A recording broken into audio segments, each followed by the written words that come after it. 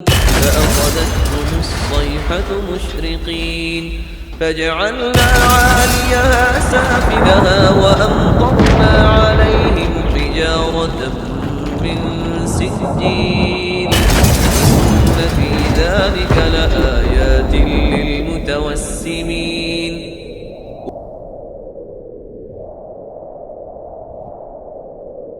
نحمده ونصلي على رسوله الكريم اما بعد فاعوذ بالله من الشيطان الرجيم بسم الله الرحمن الرحيم رب اشرح لي صدري ويسر لي امري واحلل عقدة من لساني يفقهوا قولي.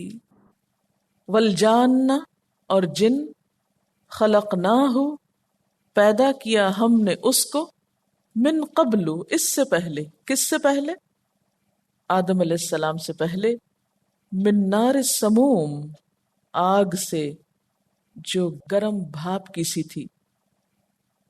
سموم سین میم سے ہے. سم زہر کو بھی کہتے ہیں. یہاں مراد ایسی ہوا ہے جو مسام میں گھس جائے. باد سموم کہتے ہیں اس ہوا کو جو جسم کے اندر گھس جاتی ہے، اور ایسی تیز ہوا جو زہر کا اثر رکھے. تو نار سموم کیا ہوا؟ لو والی آگ، جسے دھواں کی لپٹ ہوتی ہے نا. کبھی آپ نے ایسی آگ دیکھی ہے جس میں دھواں اور آگ ملی جلی ہو، یعنی شعلہ اٹھ رہا ہو اور اس شعلے کے اندر دھواں بھی ہو. ایک ہوتا ہے نا پیور شعلہ، وہ نہیں، شعلے کے اندر دھواں بھی ہے. ضروری نہیں کہ شروع میں ہو. شروع والا جو دھواں ہوتا ہے وہ کچا کچا ہوتا ہے. یہ تو شعلہ بھڑک اٹھا ہے اور پھر اس کے اندر دھواں بھی ہے، تو اس کو من نار السموم کہا گیا. یعنی تیز حرارت مراد ہے. حدیث میں بھی آتا ہے خلقت الملائکۃ من نور، فرشتے نور سے بنائے گئے. اور نور کیا ہوتا ہے؟ پیور ہوتا ہے نا. وَخُلِقَ الْجَانَّ مِن نَارٍ، جن آگ سے بنائے گئے.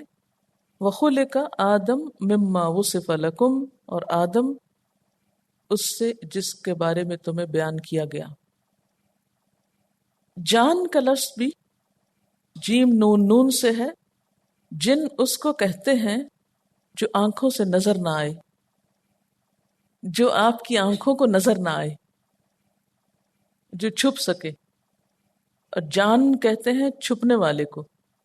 اچھا، ہمارے جسم کے اندر بھی ایک جان ہوتی ہے، وہ بھی یہی لفظ ہے، کیونکہ وہ بھی نظر نہیں آتی، کہیں ہوتی ہے اور نکل بھی جاتی ہے، نہ پتہ چلتا کب آئی نہ پتہ چلتا کب گئی. جنین کہتے ہیں بچے کو جو ماں کے پیٹ میں ہوتا ہے، جو نظر نہیں آتا. تو جان کا ایک معنی تو جن ہی ہو گیا، یعنی کوئی بھی جن. لیکن ایک دوسرا معنی کیا ہے؟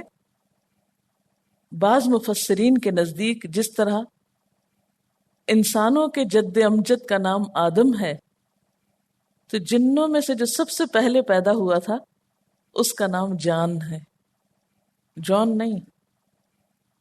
سانپ کے لیے بھی یہ لفظ استعمال ہوتا ہے.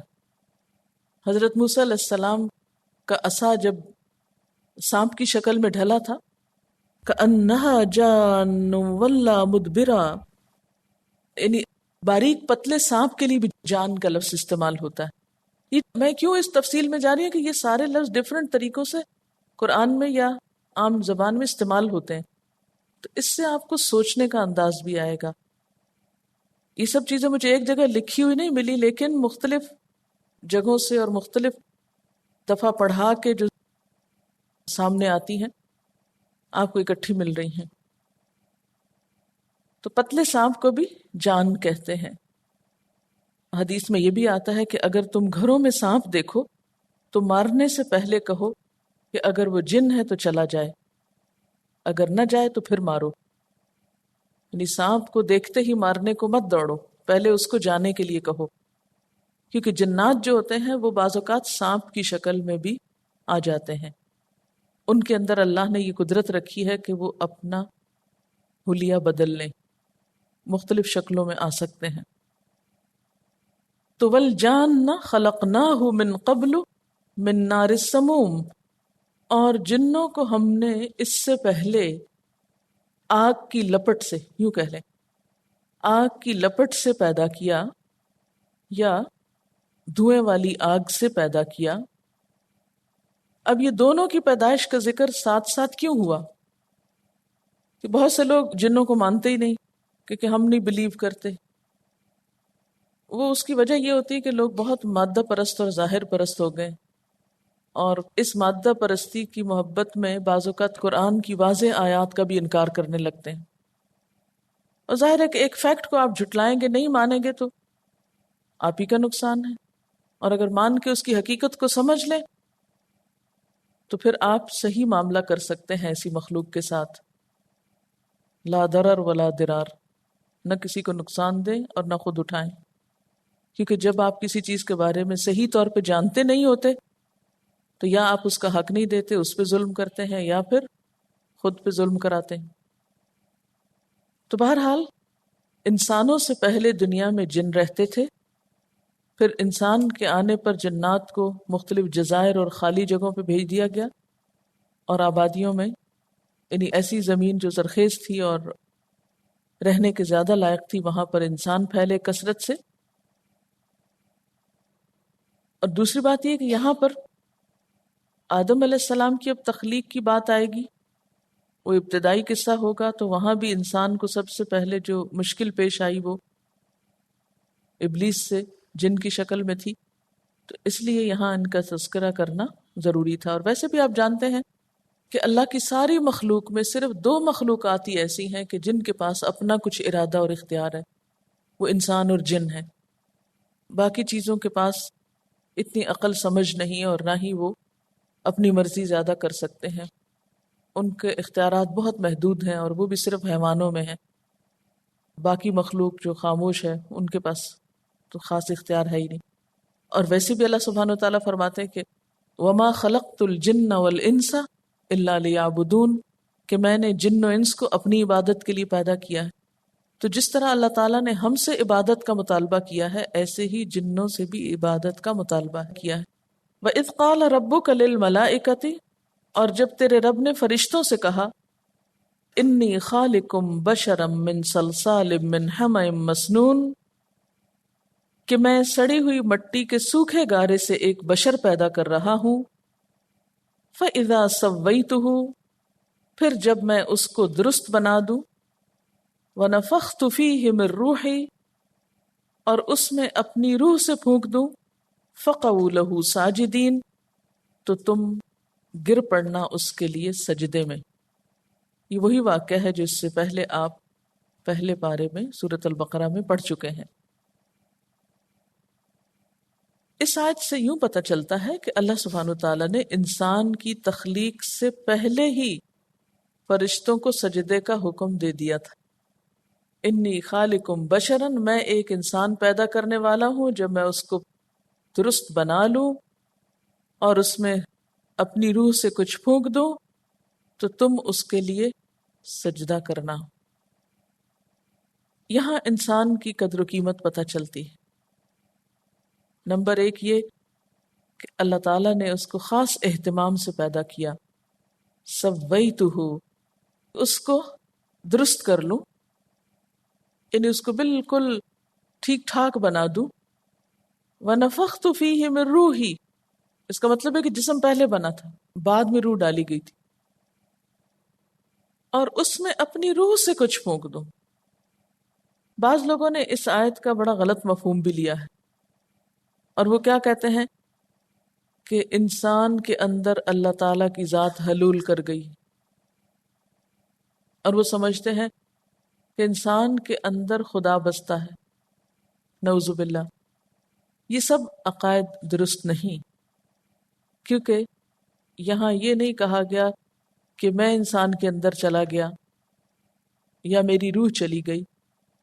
یہ ایک سپارک کی طرح ہے کہ جیسے ایک عکس ڈالا گیا یا ایک روشنی ڈالی گئی، جس کی وجہ سے انسان کے اندر ایک صلاحیت جاگ اٹھی، یا وہ پالش ہو گیا، یا اس کے اندر انسانیت کا ایک جوہر آ گیا، جس نے اسے تمام مخلوقات سے ممتاز اور منفرد کر دیا۔ بتانا یہ مقصود تھا کہ یہ روح میں نے کسی اور کے اندر نہیں پھونکی، یہ روشنی کسی اور کو میں نے نہیں دی۔ اے انسان، جو بصیرت اور سمجھ اور عقل میں نے تجھے دی ہے، یہ کسی اور کو نہیں دی۔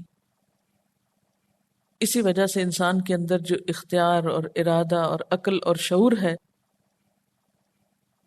بولنے کی قوت ہے، سمجھنے کی قوت ہے، یہ اسی وجہ سے ہوئی کہ اللہ تعالیٰ نے اس کو خاص قسم کی قوت عطا کی۔ مثلا آپ دیکھیں کہ جیسے سورج ہے، تو سورج یعنی اللہ تعالیٰ کو کسی سے تشبیہ نہیں دے سکتے، لیکن بلا تشبیہ ایک مثال سے بات تھوڑی سی سمجھانا چاہوں گی کہ جیسے مثلا سورج نکلتا ہے، اس کی کرن آپ پہ پڑتی ہے، ذرے پہ پڑتی ہے، مختلف چیزوں پہ پڑتی ہے۔ کیا آپ یہ کہہ سکتے ہیں کہ سورج ان کے اندر حلول کر گیا؟ نہیں کہہ سکتے نا۔ سورج تو اپنی جگہ ہے، صرف اس کی روشنی نکل کر ہم پر پڑی ہے۔ اب اس کی وجہ سے کیا ہوتا ہے؟ جب وہ روشنی پڑتی ہے تو ہر چیز چمک اٹھتی، لیکن سورج کا کوئی حصہ ان چیزوں کے اندر تو نہیں آتا، کہ آتا ہے؟ نہیں آتا۔ تو اللہ تعالیٰ نے بھی اپنی ایک خاص روشنی جو تھی وہ انسان کے اوپر ڈالی، جس سے انسان کے اندر خاص قسم کی صلاحیت پیدا ہوئی جو باقی مخلوق میں نہیں ہوئی۔ اب وہ کیسے ہوا اور کیا ہوا اور طریقہ کیا تھا یہ ہمیں نہیں بتایا گیا، صرف جتنا بتایا کہ اتنا ہی جان لینا کافی ہے۔ فسجد الملائکۃ کلہم اجمعون، تو سب فرشتوں نے اس کو سجدہ کیا، سب کے سب نے، کلہم اجمعون۔ اس سے کیا پتہ چلتا ہے کہ جتنے بھی فرشتے تھے سب جھکے تھے۔ ان کی تعداد کتنی؟ ہمیں کچھ اندازہ نہیں، ان گنت ہے، بے شمار ہیں فرشتے۔ اب آپ سوچیں کہ ایک مخلوق بنی ہے، اس پر اللہ نے اپنا عکس ڈالا ہے، خاص صلاحیتیں دی ہیں، سارے فرشتے اس کے آگے جھکے ہوئے ہیں۔ ذرا امیجن کریں، اپنی قدر پہچانیں، کتنی عزت دی اللہ نے آپ کو۔ وَلَقَدْ كَرَّمْنَا بَنِي آدم۔ لیکن ہم اتنی نعمتیں پا کر اللہ تعالیٰ کے ساتھ کیا معاملہ کر رہے ہیں کہ انسان سے بڑھ کر نافرمان بھی کوئی نہیں، الا ابلیس، سوائے ابلیس کے، وہ نہیں جھکا، ابا، اس نے انکار کر دیا، ان یکون مع الساجدین، کہ وہ سجدہ کرنے والوں کا ساتھ دے۔ قال یا ابلیس، اللہ تعالیٰ نے فرمایا اے ابلیس، ما لکا، تجھے کیا ہوا، اللہ تکون مع الساجدین، کہ تو سجدہ کرنے والوں کے ساتھ شامل نہیں۔ قال لم اکن لاسجد لبشر خلقته من صلصال من حمأ مسنون، لم اکن، میں نہیں ہوں، میرا نہیں یہ کام، لاسجد، کہ میں سجدہ کروں، لبشر، کسی انسان کو، اور انسان بھی ایسا کہ جسے تو نے سڑی ہوئی مٹی کے سوکھے گارے سے بنایا۔ یعنی انسان کو اس نے حقیر سمجھا، اور حقیر سمجھنے کی وجہ کیا ہے؟ اس کی بشریت، کہ یہ بشر ہے اس لیے میں اس کے آگے نہیں جھکوں گا۔ انسان کے بشر ہونے کی وجہ سے اس نے انسان کے آگے جھکنے سے انکار کیا۔ اب بنیادی طور پر تو اس کا تکبر تھا، جب حکم اللہ کا تھا تو اسے جھک جانا چاہیے تھا۔ سارے فرشتے جس کے آگے جھکے ہوئے ہیں، تمہیں کیا مشکل کہ تم نہ جھکو؟ لیکن تکبر نے اسے جھکنے نہ دیا۔ قال فاخرج منہا، فرمایا اس سے نکل جا۔ کس سے نکل جا؟ یعنی ملائے اعلیٰ سے، یہاں سے چلا جا، یعنی اب تجھے فرشتوں کی ہم نوائی اور فرشتوں کی مجلس نصیب نہ ہوگی۔ چونکہ اس سے پہلے وہ بہت عبادت گزار تھا نا، تو اپنی عبادت کی وجہ سے وہ فرشتوں کے ساتھ ساتھ رہتا تھا، اسے ان کی دوستی نصیب ہوئی تھی۔ لیکن ایک سجدے کے انکار نے اور تکبر نے اسے راندہ درگاہ کر دیا، لیکن ایک سجدے کے انکار نے اور تکبر نے اسے راندہ درگاہ کر دیا۔ فَإِنَّكَ رَجِيمٌ، بس یقیناً تو مردود ہے، دھتکارا ہوا ہے، اللہ کی رحمت سے دور ہے۔ وَإِنَّ عَلَيْكَ اللَّعْنَةَ إِلَى يَوْمِ الدِّينِ، اور بے شک تجھ پر لعنت ہے جزا سزا کے دن تک، قیامت کے دن تک۔ لعنت کا کیا مطلب ہے؟ رحمت سے دوری۔ قال رب فانظرنی الی یوم یبعثون، کہنے لگا اے میرے رب مجھے مہلت دے اس دن تک جب سب لوگ دوبارہ اٹھائے جائیں گے۔ قال فانک من المنظرین، فرمایا کہ بے شک تو مہلت دیے جانے والوں میں سے ہے، تجھے مہلت ہے۔ الی یوم الوقت المعلوم، اس دن تک جس کا وقت معلوم ہے۔ کس کو معلوم ہے؟ اللہ تعالیٰ کو۔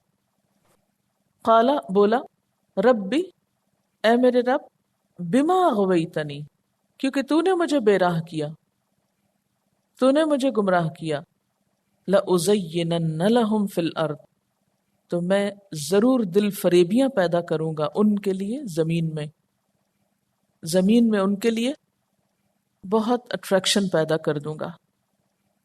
وَلَأُغْوِيَنَّهُمْ أَجْمَعِينَ، اور میں ان سب کو ضرور بہکا دوں گا۔ چیلنج کر رہا ہے۔ إِلَّا عِبَادَكَ مِنْهُمُ الْمُخْلَصِينَ، مگر تیرے بندے جو مخلص ہیں، بغیر ملاوٹ کے ہیں۔ قَالَ هَذَا صِرَاطٌ عَلَيَّ مُسْتَقِيمٌ، فرمایا یہ ہے راستہ مجھ تک سیدھا، یہ میرا صراط مستقیم ہے۔ ان عبادی لیس لک علیہم سلطان، بے شک میرے بندے ان پر تیرا کوئی زور نہ چلے گا، الا من اتبعک من الغاوین، مگر جنہوں نے پیروی کی تیری بہکے ہوئے لوگوں میں سے، غاوین میں سے۔ وَإِنَّ جَهَنَّمَ لَمَوْعِدُهُمْ أَجْمَعِينَ، اور بے شک جہنم البتہ ان سب کی وعدہ گاہ ہے، سب کے سب کی۔ وعدہ گاہ کا مطلب کیا ہے؟ یعنی ایک مقرر وقت ہے۔ موعد، موعد عربی میں اپائنٹمنٹ کے لیے بھی استعمال ہوتا ہے۔ مقرر وعدے کا وقت، وعدے کی جگہ، دونوں طرح استعمال ہو سکتا ہے، ظرف، مکان اور زمان۔ ان جہنم لموعدہم اجمعین۔ اب یہاں پر آپ دیکھ رہے ہیں دو تین چیزیں جو بڑی اہم ہیں۔ ایک تو یہ کہ شیطان ڈرتا ہے ان لوگوں سے جو مخلص ہوتے ہیں، جو بغیر ملاوٹ کے ہوتے ہیں۔ اس نے پہلے ہی کہہ دیا تھا ان پہ میرا کوئی بس نہیں چلے گا، میں سب کو بھٹکاؤں گا سوائے تیرے چنے ہوئے بندوں کے، خالص بندوں کے۔ آپ دیکھیں کہ جیسے پیور گولڈ ہوتا ہے نا، آپ اسے کہیں بھی رکھیں، کہیں بھی پہنے، اس کا رنگ تبدیل نہیں ہوتا، خالص سونا ہے۔ اور ملاوٹ والا آپ نے دیکھا ہوگا کہ تھوڑی عرصے بعد کالا ہونے لگتا ہے، اس کی چمک اور اس کا رنگ جانے لگتا ہے۔ تو بالکل اسی طرح جن لوگوں کا دل شرک سے، بدعت سے اور غیر اللہ کی محبت سے پاک ہوگا، دنیا کی لالچ سے خالی ہوگا، ان پہ میرا بس نہ چلے گا۔ یعنی شیطان کا رستہ کہاں سے جاتا ہے؟ منافقت سے جاتا ہے۔ یعنی جن کے اندر منافقت نہ ہوگی ان پہ میرا بس نہ چلے گا، ان کو نہیں بہکا سکوں گا۔ تو اللہ کس کو چنتا ہے؟ جو اللہ کے رنگ میں اس طرح رنگا جائے، صبغت اللہ کو قبول کر لے اور ماحول کے اثر کو قبول نہ کرے، وہ مغرب میں ہو یا مشرق میں، وہ دن میں ہو یا رات میں، وہ تو ماحول کو بدل دے، ماحول اس کو نہ بدل سکے۔ اور یہ کب ہو سکتا ہے؟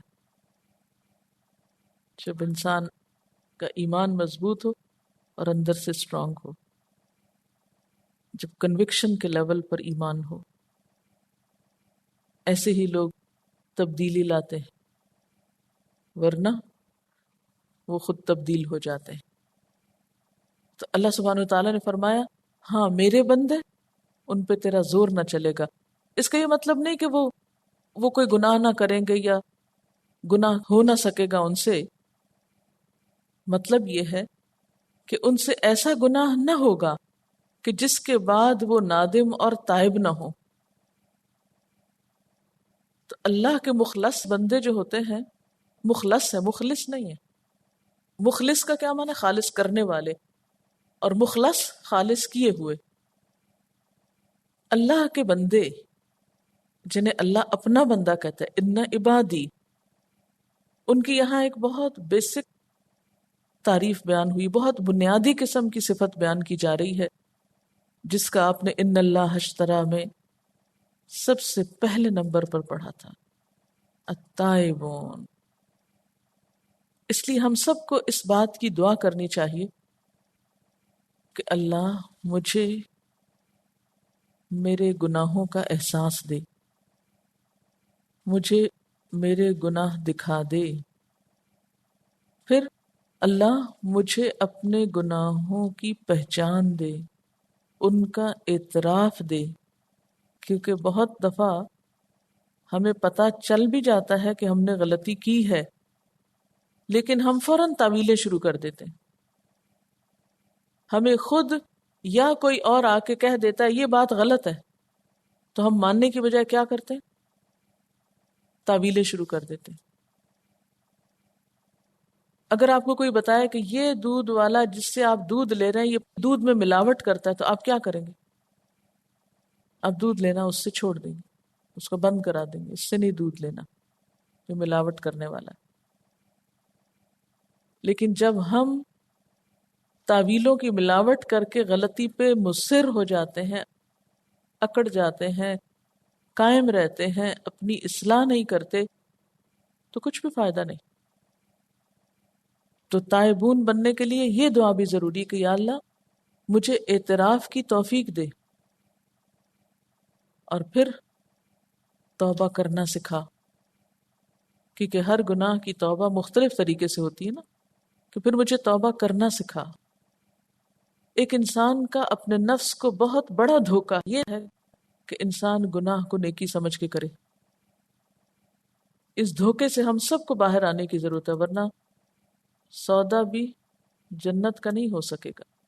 جنت چونکہ بہت خالص، صاف ستھری، عمدہ جگہ ہے، بہت ہی بڑی قیمت ہے اس کی، اس لیے ضروری ہے کہ ہم گناہوں کا اعتراف کریں۔ اور پھر ایسے ہی لوگ کون ہوتے ہیں؟ مخلص، چھانٹے پھٹکے ہوئے، صاف ستھرے۔ غلطی ہوتی ہے ان سے، یہ نہیں کہا گیا کہ غلطی نہیں ہوگی، پھر تو وہ فرشتے ہو جائیں اگر غلطی نہ ہو۔ غلطی ہوگی لیکن فوراً پلٹیں گے اور اصلاح کریں گے، اصرار کی بجائے اصلاح۔ اور یہ جو صراط مستقیم ہے، اس کی تشریح کچھ مفسرین مثلا مجاہد، حسن اور قتادہ نے یہ کی ہے کہ اس سے مراد حق کا راستہ ہے جو اللہ کی طرف جاتا ہے اور اسی پہ ختم ہوتا ہے۔ طریق الحق مرجعها الی اللہ تعالی وإلیہ تنتہی، کیونکہ انسان اگر شرک کے راستے پہ چلے تو وہ اللہ تک نہیں پہنچاتا، یعنی ایسا سیدھا رستہ جو چلنے والے کو منزل تک پہنچا دے۔ اسی لیے اللہ تعالیٰ فرماتے ہیں نا ھذا صراط علیہ مستقیم۔ تو صراط مستقیم کون سا؟ جو علیہ ہے، اللہ تک پہنچاتا ہے، جس میں اللہ کی خوشنودی اور رضا مقصود ہوتی ہے۔ اور اس کے برعکس دوسرا راستہ وہ پھر جہنم کی طرف جاتا ہے، اور وہ کن کا ہے؟ غاوین کا۔ غاوی کون ہے؟ غاوی کی جمع غاوین، وہ کون لوگ ہیں؟ یہاں بیسیکلی مخلصین اور غاوین کو آمنے سامنے رکھ کے دیکھیں، ان میں فرق کیا ہے۔